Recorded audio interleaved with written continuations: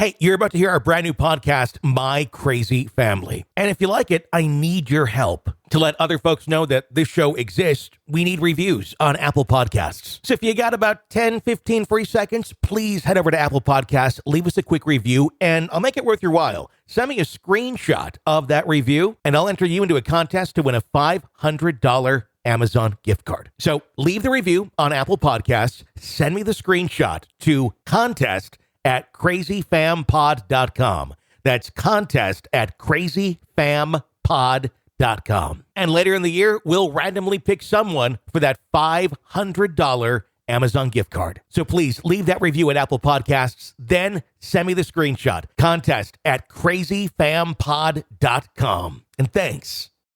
Hey, Stacey, have you ever had anyone in your family claim to hear divine voices? Oh, I've got a couple of family members who think somebody speaks to them.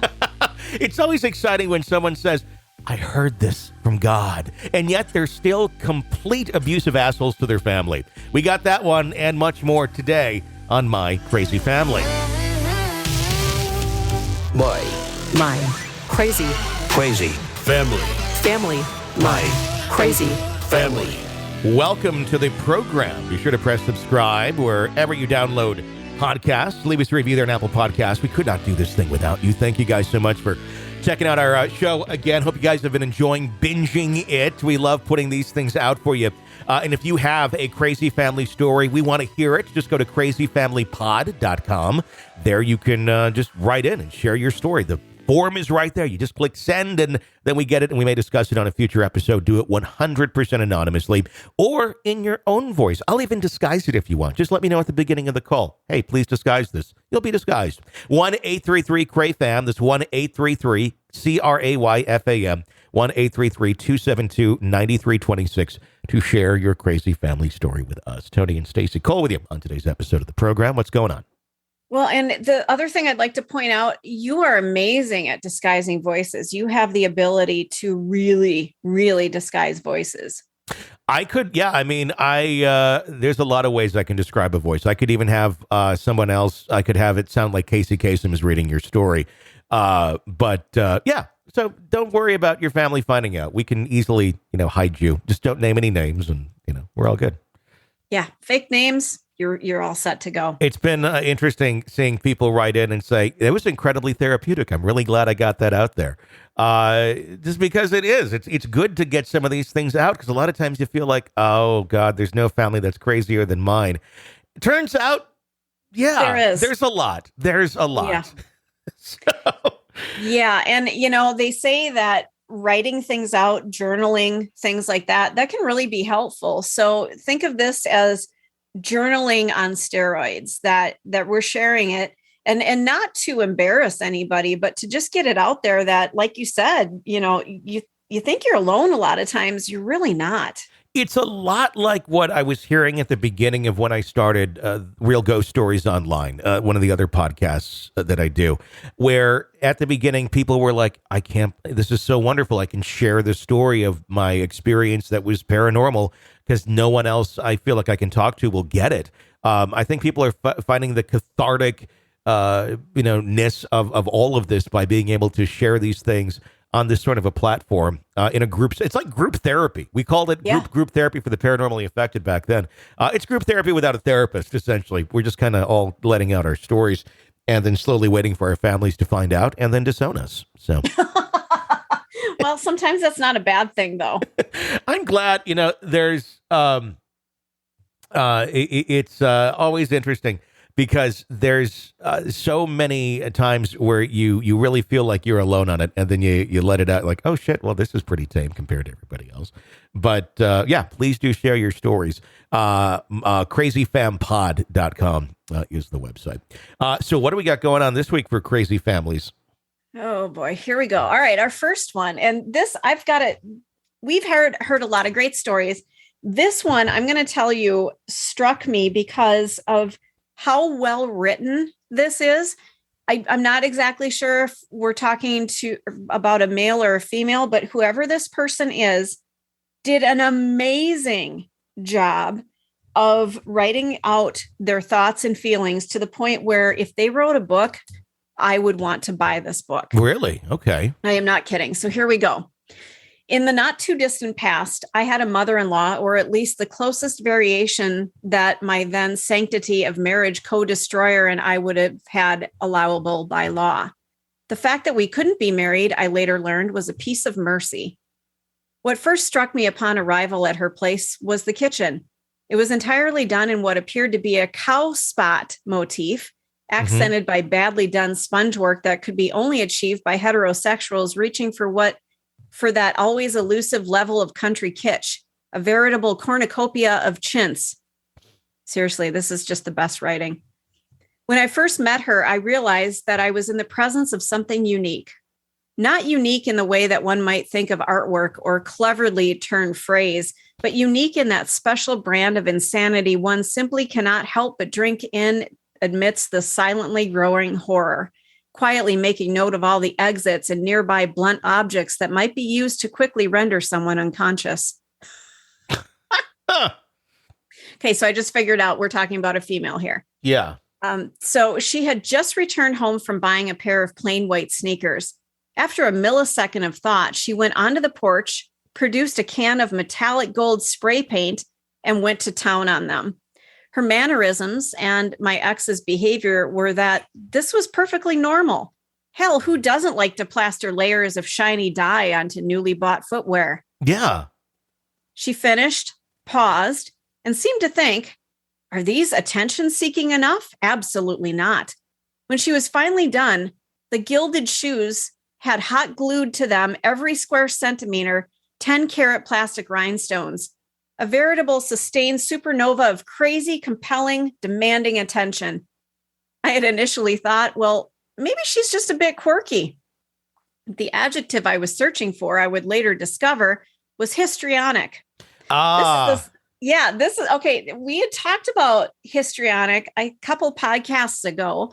So I just wanted to point out that it is a personality disorder, a mental health condition marked by unstable emotions, a distorted self-image, and an overwhelming desire to be noticed. People who have this often behave dramatically or inappropriately to get attention.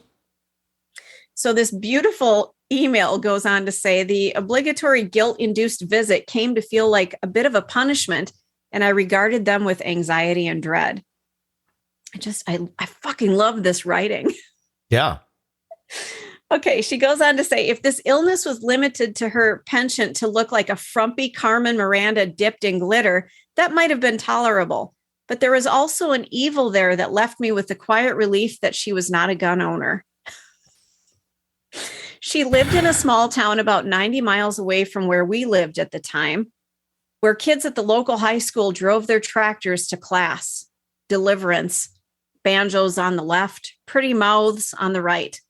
These people gave her a wide berth. In town, children's hands were snatched and pulled close by their parents, toddlers picked up entirely, and as always, a willful and concerted effort to avoid all eye contact at all costs. Needless, these visits generally required me to take 2 milligrams of Xanax and 3 Excedrin about 60 minutes before arrival. That way, the shimmering aura that is Axis 3 persona was lessened to a muffled scream. Seriously, whoever you are, write a fucking book. Yeah. That would be great. Oh my yeah. God. And sadly, the email ends right there. That's it. Yes. Well, they had a great way of describing their family. Oh, it's so beautiful. It's so beautiful and so sad all at the same time. It is. And, are they still together? I don't know. I mean, that's a good question. You really don't know unless they would have stated that. But that's a very difficult personality disorder to deal with if you're the significant other or the caregiver of that type of person. They tend to have very chaotic relationships. They tend to have very difficulty holding relationships. And if you've been with one for a long time, there's not typically a lot of changing the person would really, really, really have to recognize it, which typically they don't. And it's a hard one to overcome. I mean, in some cases, people are like, yeah, this is, I think there's some sort of medications and stuff out there that can help with that sort of stuff. But I mean, there's a level of this where it's such a conditioned behavior that's all they've been operating their entire lives. They have to like look at every situation and go, how would I have handled this, and how should I handle this today? Yeah. And that's a lot. I mean, you're talking like every single thing. Like someone says something to you, pause, and you have to rethink. What's an appropriate response? Is it to one up it and say something horrible that's happened to me and bring the attention to me, which is typically what a lot do. You'd have to stop and go, I don't want to be that person anymore. But again, you have to be aware that you're even doing that. And yeah, absolutely. A lot are not aware. I was so caught up in this email and how beautifully written it was. It says my ex's behavior. So they are not together anymore. Mm-hmm. Oh, I just, I just love this story. I'm sad that she had to go through all of this, but I think she dodged quite the bullet there. Yeah, I agree. It's a scary one. I mean, you almost kind of start thinking, I mean, you could identify some people as like almost evil, depending on how they're using this, how this disorder is using them to be. Because I mean, the list of what the people that have this, they're uncomfortable unless they're in the center of attention, dress provocatively or exhibit inappropriately seductive or flirtatious behavior, shifts emotions rapidly, act very dramatically as though performing before an audience with exaggerated emotions and expressions, yet appears to lack sincerity, be overly concerned with physical appearance, constantly seeking reassurance and approval, be gullible and easily influenced by others, be excessively sensitive to criticism and disapproval, have a low tolerance for frustration, and be easily bored by routine, often beginning projects without finishing them or skipping them for one event or another, not thinking before acting, making rash decisions, be self-centered and rarely show concern for others, have difficulty maintaining relationships, often seeing fake or shallow in their dealings with others, and threaten to attempt suicide or get attention. Very similar to borderline. Very similar. Yes. A good example of it, which I think she has borderline, would be Amber Heard. Very good example if you're looking for someone with this. I mean, especially not only on the stand, watch some of the post interviews that she did. And she's in this class B is what they are, cluster B of personality disorders that are considered pretty dramatic and are very difficult to deal with. There's a lot of psychologists and therapists who flat out refuse patients like this because they feel that what they can do is not going to be enough, and it just isn't worth, the effort, and it's not worth putting, quite frankly, the person through that as well. If you can never quite get them to the ground that they need to be on to try and start working on this sort of stuff. And as you were reading that definition, I was thinking Hollywood. I was thinking of actors. I mean, don't you have to have some of this about your personality to be an actor? I think you have to be somewhat of a narcissist to be an actor, but there's a big difference between like narcissistic personality disorder or borderline or this versus just having a bit of narcissism. We all have a bit of narcissism. It's to what extent does that go and how does it affect others that then leads down the track of, well, is this truly a disorder or is this just, people have weird fucking personality quirks? Yeah. And quirky is okay. I mean, look at Jim Carrey. He is, he loves to be the center of attention when he's on. The difference is, I think, in my opinion, if you have just the tendencies of narcissism, you can also have the tendencies of being able to identify it too and say, I don't like that about me. I want to change it. When you actually have the damn disorder and it's so ingrained, you don't have the sense to say, I don't like this about me. I want to do something about it. You have the sense of saying, I don't like everyone else. I want them to treat me differently. Yeah, absolutely. And that's where it's so hard to treat and it's so hard to do anything with. If you have it, I mean, if I had it or something and somebody pointed out and I was cognitively aware enough of it, number one, that's hurdle number one. But if you are aware of it and you're like, I don't even know what I'm doing, but people are telling me this, I mean, certainly try and do something. Try and get treatment so you can be happier. And if others are more happy around you and not fearing you, things get better. But it is something that is very difficult to deal with. I think I had a co-host who had this once, and it was like total train wreck once I got to know her even better. And I'd known her for quite a while, too. And then as we were working together day after day, it was like, holy shit. Well, you never know what you're going to walk into. Everything is just a fucking surprise. It feels like it was chaos. It was utter fucking chaos. And it was, it just didn't work. I ended up like leaving the show and moving far away and I never spoke with her again. And I do feel kind of bad about that, but I just was like, this person has kind of turned toxic in my life and I don't want toxic. And even though we've had a friendship for a while, I felt it was just time to say, good luck. You know, I don't wish anything ill towards her whatsoever, but it was like, holy shit. Well, and there's nothing wrong with self-preservation too. If you're around somebody like that, and you and I work together with somebody down the hall like this. Mm-hmm. Actually, she was on our station for a bit too. But it's just better to be away from that person than every fucking time you open your phone and see a text, you're like, now what? I remember that. And that was another person that we worked with. There's a totally different person, but yes. But the same thing. Oh God, that was living hell. And I was in charge of scheduling and I was in charge of making sure people showed up to work. This is when radio stations actually had people at them, and we were staffed 24 hours a day, 7 days a week, playing CD to CD. So if somebody didn't show up, that former person had to sit there and wait till somebody else got there. Because in 3 minutes, you had to push another button, physically push a button for something to happen. There was no way to walk away. You'd go off the air. There was no automation. There was no computer to do it. You had to do that. But yeah, that was hell. I think the person got hired by a very, basically a sexual pervert, a predator, who ended up getting fired for those reasons.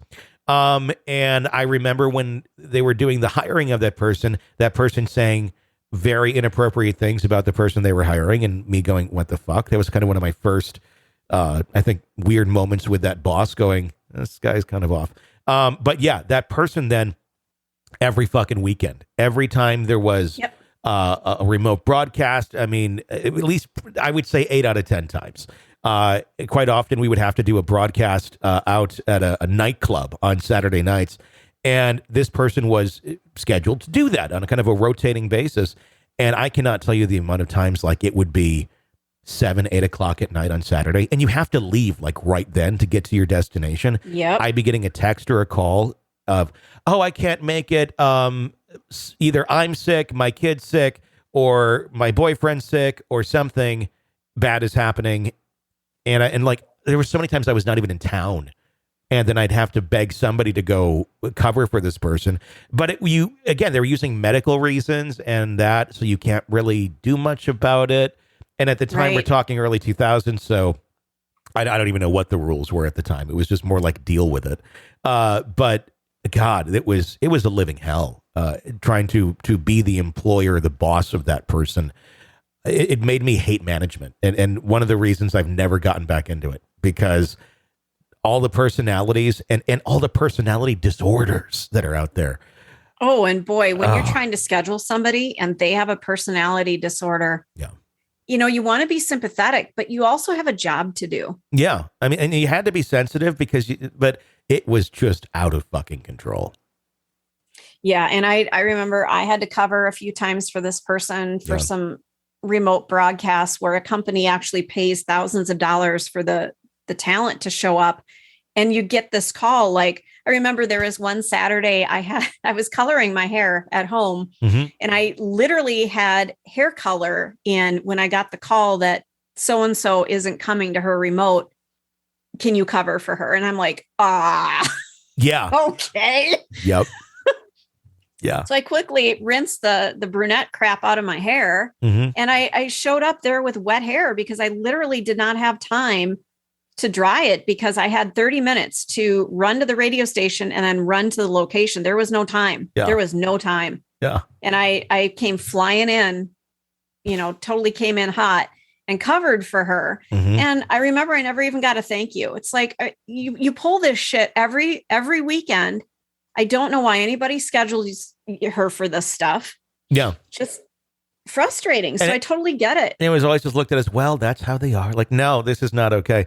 Yeah. I mean, there's certainly medical conditions that need to be dealt with, but when you're just turning utterly, otherwise calm workplaces into utter hell, there needs to be, I think, some more discourse or directions that a company can go to and, not be discriminating or anything like that, but you can't have that sort of thing going on. Although today I cannot imagine being in management, because I think we almost probably had more leeway back then to discipline someone for not doing their job. And there wasn't just, it's a medical, because there was never like diagnosis of medical condition. It was just, this person I'm does not feeling this. well. I'm not coming. Yeah. And I went to court once for this person. Yep. And the utterly silly thing about it was somebody who was kind of stalking this person, but this person would encourage it.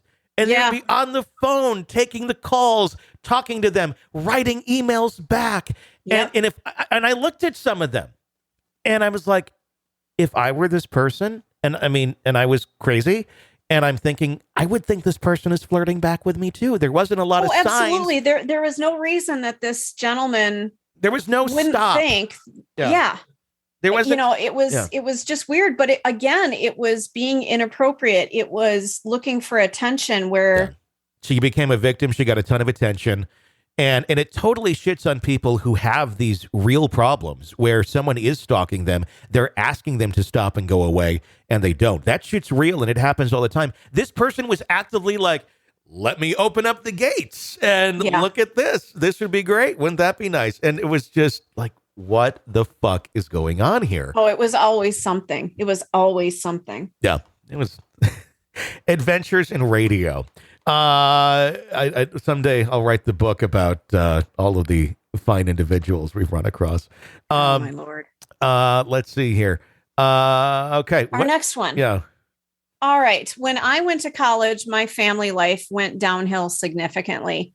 When I was 17, my dad had a heart attack. Following that, he started to eat better, drank a glass of wine each day with dinner. Around the same time, my sister got into weed with her boyfriend at that time and started hanging out with shady people. So I went to college. Things really got out of hand. My sister got into heavier drugs and alcohol. She's 2 years younger than me. My dad had some severe back and tooth pain and started to drink more and more and abusing his pain medications to deal with it. My mom was left dealing with all of this on her own and didn't take it very well. I remember having a really hard time coming home that summer after my first year of college. I was working full time and decided to take my parents to a Tom Petty concert as a late Father's Day gift. At the show, my dad got up to get drinks and asked me if I wanted anything, and I asked for water. He brought me Jack Daniels. I didn't want to drink it. I'd spend the entire day working in the sun at camp, and I was supposed to be driving home. So he drank it and a few others. He started getting sloppy and belligerent drunk. And when we got home, he continued to drink all night. I remember waking up at 6 the next morning to get ready for work, and he was offering me alcohol yet again. My mom and I went to work, and my sister came home after spending the night at a friend's house in the middle of the day to find him passed out at the bottom of the stairs. He got back up and continued to drink for the rest of the day. Really obnoxious that night when my mom and I got home. I ended up calling the police because he gets very verbally abusive and throws things. And of course, he put on his innocent act and they couldn't do anything. I left after they did because I didn't want to be abused further. Since that night, things have gotten worse. When he drinks liquor, he gets really nasty. I broke 2 of his ribs and scratched his face up one night when he went after my mom with a rolling pin. I got behind him and pulled him back, and he fell thanks to being too drunk to keep his balance. He's put himself in the hospital many times, especially in this last year, yet he still refuses to admit that he has a problem. Mm-hmm. My sister, on the other hand, her drug problems got worse. She stole money and valuables from my entire family, pawned off a lot of household belongings, stole 2 of my credit cards and my dad's ATM card, taught her friends how to break into the house, And I find scorched bent spoons and other drug paraphernalia every time I come home because she hides them in my room. She's been arrested and in jail quite a few times. She's acquired hepatitis C and has been to rehab 2 or 3 times. She is only 21. And thanks to all of these stresses, my mom has started gambling.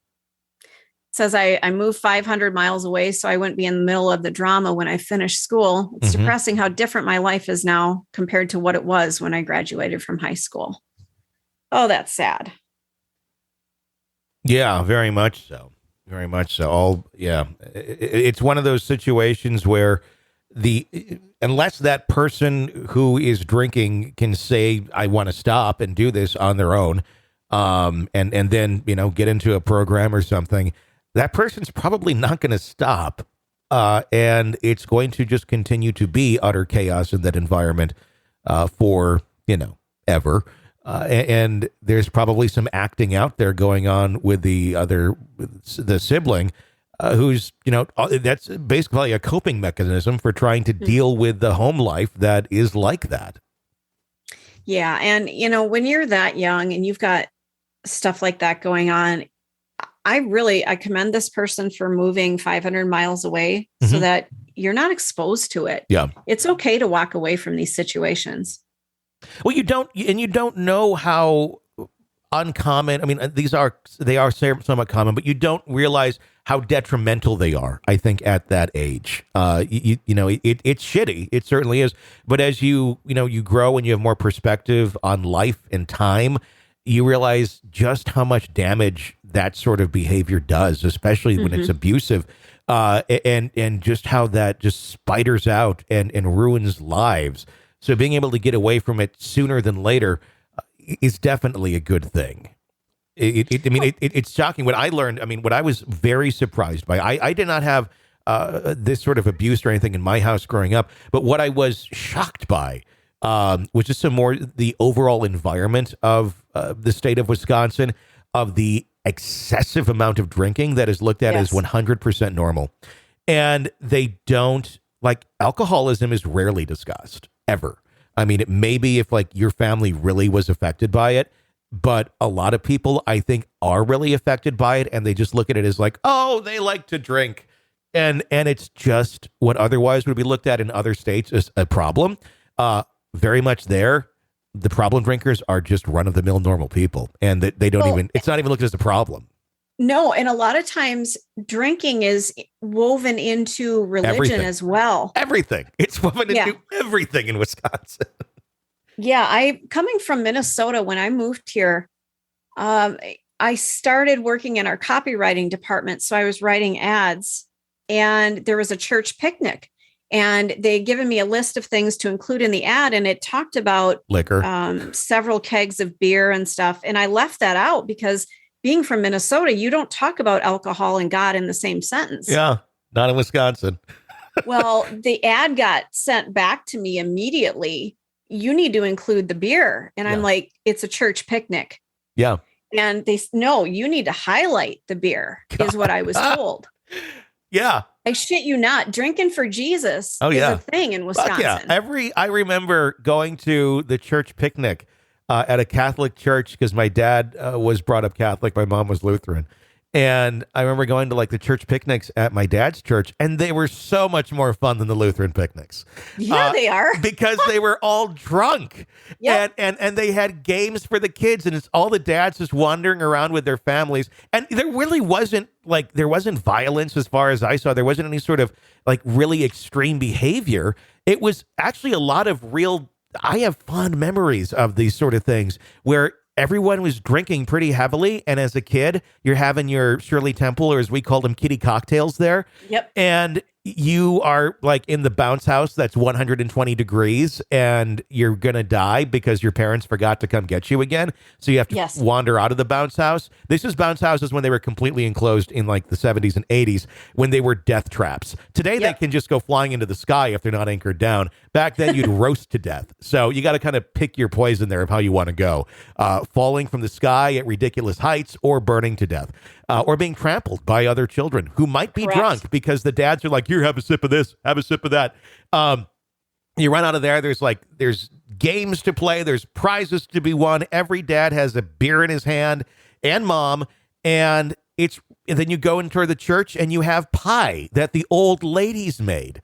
And they're delicious pies because these are old German women who make everything from scratch. And they got a beer in their hand. And then you go to the other room and there's gambling. There's bingo you can play. Yes. And then they all got their daubers and you can win all sorts of prizes at bingo with your beer right there. It really, then you go out on Saturday or Friday nights in Wisconsin to a supper club, which is basically just a restaurant with a really large bar and then a reason for mom and dad to drink before they go have dinner. And there's double bubble, which means it's not just one drink, you get 2 drinks for the price of one. And they give them both to you at the same sitting. So you're like, okay, I ordered an old fashioned. You get 2 old fashions brought to you at that moment. So then you chug down your 2 old fashions. I'll have another, and you get another 2, and you on have your 4. empty stomach. And then you end up having like 6 drinks before you have dinner. Yep. And then you go to dinner, and then you probably have another old fashioned or 2. And oh look, double bubble's still going on, so they bring 2 drinks out to you. Well, and don't forget too, this is all taking place in a bar, and kids are allowed in the bar. Oh, there's games. I remember each bar what arcade game they had.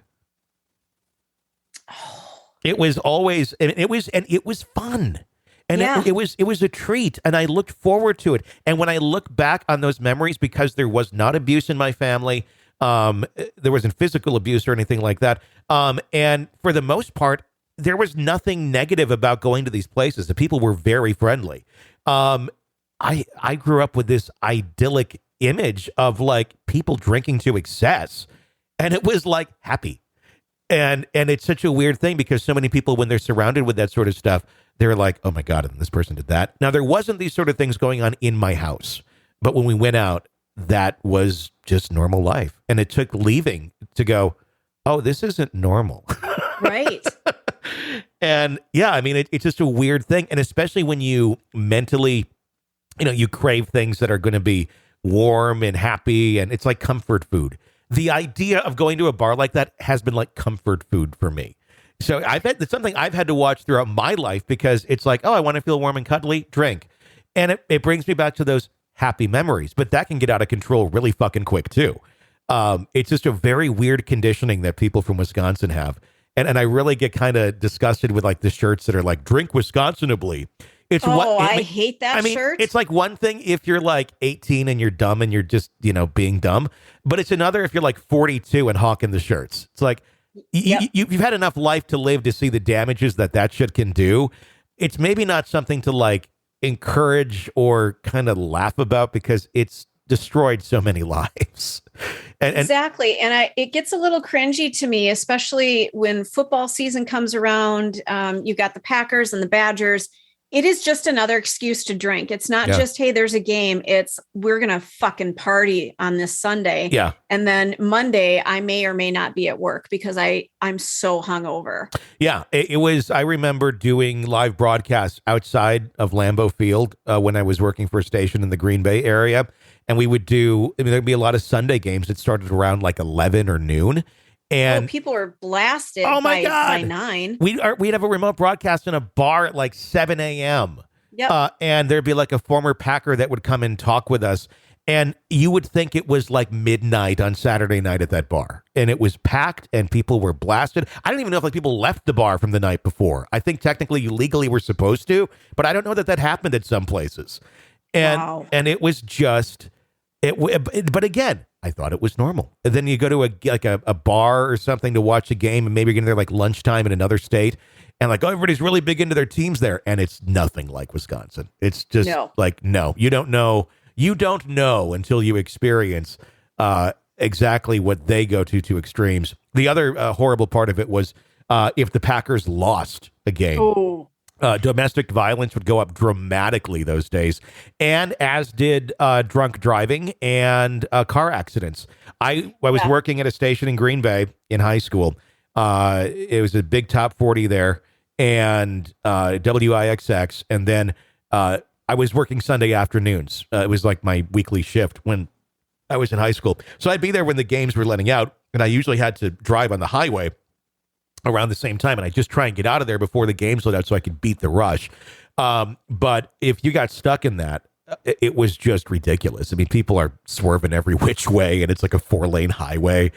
And I would purposely sit at the station later those nights and just hang out, waiting for the traffic to be gone, so I felt safer driving home. Oh, and that's not an exaggeration. When the game ends, you need to be careful on the road anywhere in Wisconsin. And I know that sounds like I'm really just putting a blanket over the whole state, but the way people follow this football team and a lot of the drinking that goes on, it's not safe to be on the road when that game is done. No, and like everything shuts down too. It's almost like it's a holiday. If you ever watch NFL games and they're showing Packer games, one of the funny scenes that they used to show, they'd put like a live cam at like the local mall when people used to go. There's nobody there. When people used to go to the mall and nobody's there. The streets are empty. And it really is like everybody's, if there's anything that makes people watch television in that state in a combined effort, the way people used to watch TV, that's the only thing that still exists. It's Packer games. But it's interesting. Anyway, that was a tangent. What do we got for our other one? No problem. No, I feel you. All right. Our next one is my dad is and was crazy. He believed if we were driving somewhere and there was a red light on the way, it was God's will for us to not go out that day. So we'd have to turn around and go home. Oh, dear. All right. He also tried to force periods of fasting onto my mom because God spoke to him. She had to drink water out of the shower. This happened before I was born, though. He would go, now this next thing I don't quite understand, but we'll roll with it. He would go door to door collecting for animal ambulances. However, he would just knock on the door and hold out a can and not speak at all to the people. Now, I've thought about an animal ambulance at some point, so I guess I can't say he's too crazy, but it would have been good if he at least talked to the people. Yeah. So it goes on to say, probably the craziest thing he did to me personally was strangle me. Oh. He shook me back and forth exactly like Homer from The Simpsons. Holy crap. I was 4 at the time. When I was 5, he became more of an alcoholic and his behavior became more like aggressive and mentally and physically abusive. My mom had to deal with the vast majority of his anger spells, but every now and then my dad would do something to me or my sister. It's hard to remember all the crazy family drama I had. For example, my aunt was transgendered and drug addiction problems always surrounded my family, but most of the drama related directly to my dad. I really wish I knew why he was like that. I'm 16 right now. Yeah. I don't really forgive him, but I don't blame him. I don't feel like it was his fault. I just don't understand why he's like that. Yeah. Especially because I do feel like he loves me and that nothing provoked this behavior. It's really hard to say that I love him or feel for him. And I feel really guilty about this. Sure. Ugh. It's heartbreaking. It's, dad does have something definitely wrong with him. This is not normal behavior. Mm-hmm. I just, what do you do? What the hell do you do in these situations? I mean, if you have another place to go, maybe an aunt or an uncle or someplace that they understand what the hell's going on. I've seen people do that. Other than that, you don't have a lot of recourse when you're 16 years old. No. There's a lot of having to deal with it because there's not a lot that's going to stop it unless that dad decides to get his shit together. But I mean, being aware is half the battle. So that's good. And just continue to be aware of what's going on. It'll help you understand it. It'll help you get through it more, and it won't be such a shock when you are finally away from it. You can already identify just kind of how fucked up things were and really focus on you. You're 16. That's good. Find more productive things to do outside of the house. And it's not going and, drinking and partying with friends. Get into something. Get into a passion. Get into an interest that is going to benefit you. And spend a lot more time there. You got an excuse to do it. You're old enough to drive. Go fucking live in that passion or hobby. I didn't have alcoholic parents or anything like that, but they drove me up a fucking wall. I do love them, but they drove me up a fucking wall. And I got a job at the radio station, and I practically fucking lived there from 14 to 18. And you've got to find it. something else to do outside of the house. Yeah, I found something that I could do that wouldn't make me crazy. And I enjoyed it. And it really wasn't destructive. It was fun. I enjoyed it. So, I mean, try and find something like that, because again, there's just not a lot of options that are there that are going to help you. I mean, unless there's, ongoing physical abuse that can be proven. That's a difficult road, because the, child protective services and stuff, they walk away from a lot of things that clearly shouldn't be walked away from, but the rules of which they abide by and operate on don't allow them to necessarily take the steps that common sense would say to take. Yeah. And I worry that, if dad thinks that God is speaking to him, dad's got some issues that need to be dealt with. And we're dealing with probably some mental illness here.